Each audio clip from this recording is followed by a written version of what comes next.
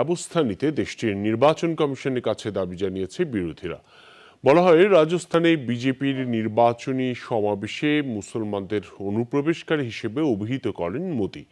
সমাবেশে কংগ্রেসকে ভোট না দেওয়ার আহ্বানও জানান ভারতের প্রধানমন্ত্রী। বলেন, কংগ্রেস ক্ষমতায় আসলে ভারতীয়দের সম্পত্তি মুসলমানদের মাঝে বন্টন করে দেবে। বিজেপির সমাবেশে মোদি প্রকাশ্যে বিদ্বেষ ছড়িয়েছেন বলে অভিযোগ তুলেছে বিরোধী দলগুলো। তার বিরুদ্ধে ব্যবস্থা নিতে নির্বাচন কমিশনের কাছে আহ্বান জানিয়েছে কংগ্রেস। বলা হয়, মুসলমানদের প্রতি ইঙ্গিত করে মোদি বলেছেন তারা সন্তান নয় বেশি।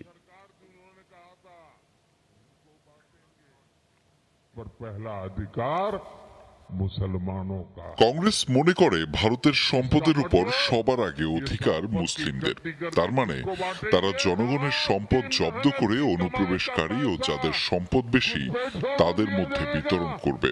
আপনারা কি মনে করেন আপনাদের কষ্টে অর্জিত টাকা অনুপ্রবেশকারীদের দিয়ে দেয়া হোক?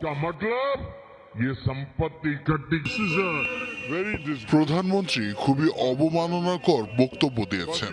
এটা নগ্ন সাম্প্রদায়িক বার্তা। যে কোনো সভ্য নির্বাচন কমিশনের উচিত এমন বক্তব্যের জন্য ব্যবস্থা গ্রহণ করা।